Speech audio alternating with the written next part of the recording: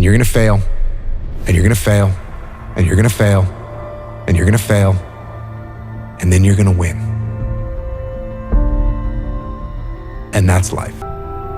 Life without those challenges, it's just existence. Don't just exist. Go live. We all fall down in life. The question is, who gets back up? You go after and you give it all you have. If you lose, at least you tried, man. What would have had to have happened in a week for you to look back on that week with pride? Okay, maybe stop breaking promises to yourself. When you say, I'm going to wake up tomorrow at 7 a.m. and when the option comes to hit the snooze button, don't do it. There's one win that you've got for the day. That's action. Then the next day comes and you're back playing again, and you understand that life has this cyclical nature where it's, you know, what you do on Monday, it's fantastic, but then Tuesday, it's a bad day. But guess what? There's Wednesday. Yeah. So are we just supposed to live our lives like this the whole time? You know, versus just staying like this and understanding that it's really just a journey of evolution every day. It's just constant improvement, constant curiosity, constantly getting better. The results don't really matter. It's the figuring out that matters. Yeah, and we all get obsessed about the results. Yeah. Like we get obsessed about like the output, yeah, not the input, of not figuring it out and not like changing things. What you said, trial and error, like the experimenting. Yeah. We forget to do that. I was not always this strong guy you see. I went through a lot of hard times in my life to get here today. All I wanted to be was an uncommon man. In my whole life, I was not that. Much worse than that. So I came home one day from working at a job called Ecolab where I sprayed for cockroaches. Made $1,000 a month, weighing 300 pounds. And I got home and I watched a show on Discovery Channel of guys carrying boats and logs, Navy SEAL training. And I decided to make a change in my life. And I called the recruiter up and he asked me these questions. He had to meet a certain age, like a certain height and weight limit. I was 6'1" and 300 pounds. He laughed at me. 7 other recruiters laughed at me. One recruiter finally said, "Come on in, I'm too busy to talk to you on the phone." He didn't know how much I weighed. I walked in the recruiter's office and he looked at me and he said, "You're fat and you're black." I said I want to be a Navy SEAL. I didn't know there'd only been 35 African-American Navy SEALs at that time in over 70 years. He said I basically had to lose 106 pounds in less than 3 months because of my age. I was getting too old. I came back 3 months later, 106 pounds lighter. I'm proud of you. I'm proud of you because I know how hard it is to take care of ourselves. I was trying to get a picture of one of the next greats. Proud of you, my boy. You're not supposed to have it all together. You're not expected to have it all together. Anybody looks at you at 26, 27, 28 years old and says, "Hey man, what's wrong with you? How come you don't have everything figured out?" They're a fool. Knowledge and experience and wisdom takes time. Wisdom comes from experience, and experience takes time. The more experience you have, the more you learn from that experience, the wiser you can get.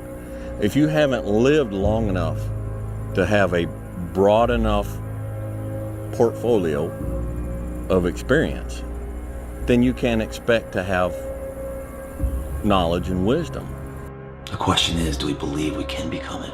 Without that belief, every journey, how bad do you want it? There's 2 options. To continue forward, pushing upward. And if you do, that dream is given birth, and forever you will live in the reality of it. If you stop, quit, throw in the towel, I promise you there's no distance you can travel far enough to find that dream again. For it is dead. And in its death, it's replaced by regret. Right now, it's your choice. Yeah, nothing changes and nothing changes, man. In order for something to change, there needs to be change. The unfulfilled potential is the story of most people's lives. It is. It is. And it could have been the story of mine. And I tell a lot of people go, what's your biggest fear in life? And my biggest fear, honestly, was let's say this. Let's say I don't care if you believe in God or not. I don't care. So this is play a game with me. Let's say you're God, and we have a big long line of people. And I made it to heaven. I'm 75 years old. I'm 300 pounds. I made it to heaven. I worked for Ecolab my entire life, spraying for cockroaches. That's what I did. But I'm dead. I'm in heaven now. And you're judging us all now. So we're in line. We're all sitting there in line. You have Adam Brown. He has a big board up, and you're talking to Adam Brown about his life. And you rip it down, and I'm next in line, David Goggins. I see my name, and I see all the God goes, hey, you say, read this, man. And I'm reading this list, and I'm seeing 182 pounds, Navy SEAL, Ranger School, motivational speaker, changing lives. Okay, man, pull-up record, all this shit. And I'm like, that's not me, man. And God looks at me and says, that's who you were supposed to be. Well, life took me somewhere unexpected. I'm unprepared. It's about 6 degrees out here, and I'm underdressed. But guess what? No one gives a you gotta get the mother. Sometimes life can really hijack your fucking mind. When that happens to you, you're all fucking goals, your ambitions, everything is out the window. In life, we all go through different things. Sometimes your girlfriend or boyfriend breaks up with you. Guess what? Get the over it. They no longer want you. Maybe you failed a test in school. You worked your ass off. Guess what? You failed the test. Get over it. Move past it. Learn to not let life hijack your brain. At work, you've been working your ass off for that new promotion. You don't fuck someone else does. Maybe they kiss better ass than you do. Guess what? Get over it. Life will hijack your mind if you let it. Don't allow all these things to make you a lesser person. You must own your mind. Don't let life own yours. I failed. It's 10 times more of a man than someone said, what if? Because what if never went to the arena. When you guys find a fear, that fear will either create you or destroy you. I love fear, and the reason why, behind every fear is a person you want to be. Fear is self-imposed, meaning it doesn't exist. You create it, you can destroy it too. It's an intangible. If you face your fears, guys, you will realize it's not that big. And once you face it, you go, oh my God, man, I spent all this time running from it. It was so small. If I just faced it, my God, not only did I face it, I beat it back, energy's never lost, transferred. That negative energy, that fear, is destroyed. It comes back in as confidence. You're like, what else am I capable of? What else am I holding my back from that I'm capable of more? What am I running from I don't need to? What else can I overcome? You face your fears, you become the person you want to be. You run from your fears, you're not living. You're alive, but you're not taking the freedom. Eventually, inaction will cost you. But your default setting should be, I'm gonna do something. Just get up, move towards that challenge, and go attack it. Go do something that's hard. Struggle sucks. Depends on how you frame it. If you want freedom in your life, you have to have discipline.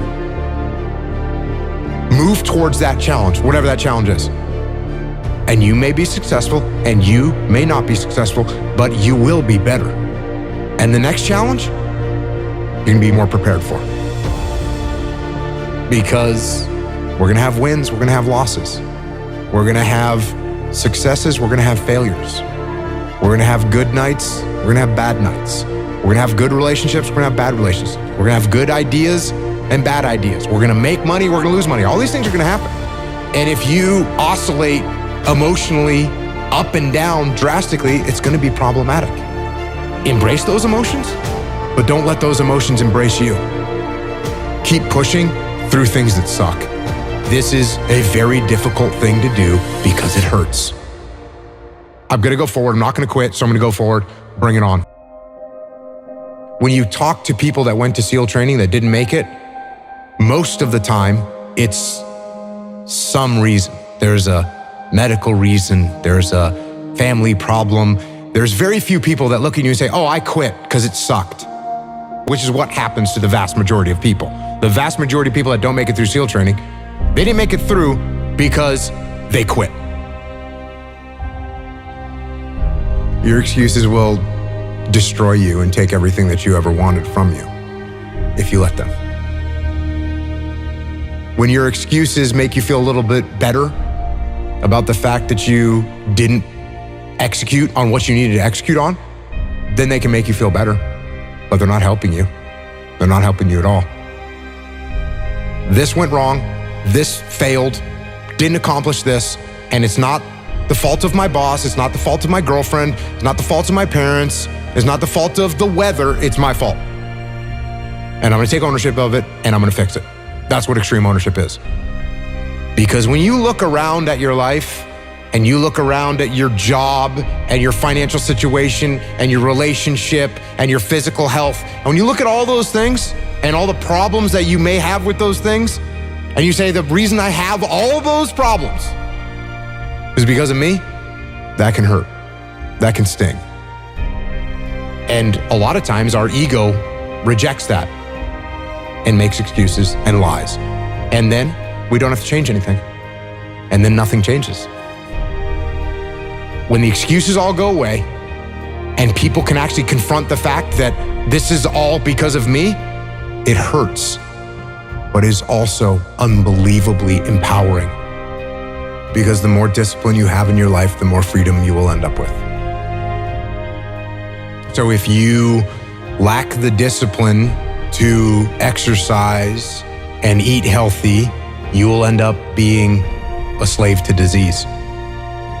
If you lack the discipline to work hard, save your money, you will end up a slave to finances. If you lack the discipline to manage your time correctly, you will end up with no free time. If you have self-discipline, if you have the discipline to save your money and work hard and invest your money properly, if you have the discipline to manage your time correctly and not waste a bunch of time, if you have the discipline to exercise and eat healthy, you will end up with freedom. And you're gonna start to progress in every aspect of your life. And you'll see that if you have that kind of discipline right now, you're gonna end up with freedom. If you have discipline, you will attain freedom. Go try and accomplish something that's hard. You may win, you may lose, you may succeed, you may fail. I'll tell you what, you'll be better. And if you don't have that kind of discipline, and you don't work hard, and you don't exercise, and you don't apply yourself, you're gonna end up shackled. So if you're in the woods and you don't know where to go, start walking. You gotta start walking because the perspective's not gonna change. You have to start moving forward. But standing there, lost and not doing anything is just waiting to die, waiting to starve to death. Don't let that happen. I think it's really important because as men, we get conflicting messages about emotion and how to express it and what that looks like. And there's a lot of men struggling right now. Every human faces challenges and you don't know what they've been through. Suppressing them isn't gonna help, and nor is letting them run your life. Because you're sad, now you're gonna make a bunch of bad decisions because you're sad. No, it doesn't work like that. It doesn't work like that. You're sad, okay. You get emotional sometimes, okay. Got it. Now, get control of your emotions and carry on with your life. And sometimes you're gonna get hit with those waves. And that's okay. Oh, I'm having an emotional moment right now. There's something wrong with me. No, there's nothing wrong with you. There's nothing wrong with you.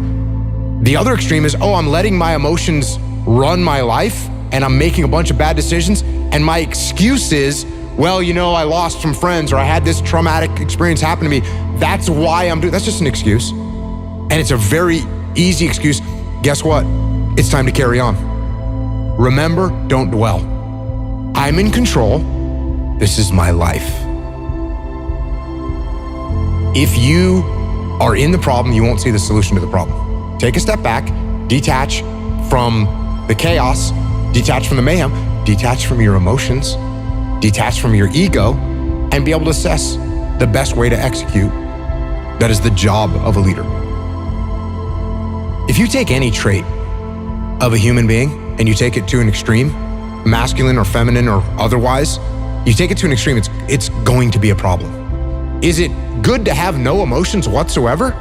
No, that's called a sociopath. Is it good to let your emotions run your life and make your decisions based on your emotions? No, that's not good either. What do we want to be as a human, as a man?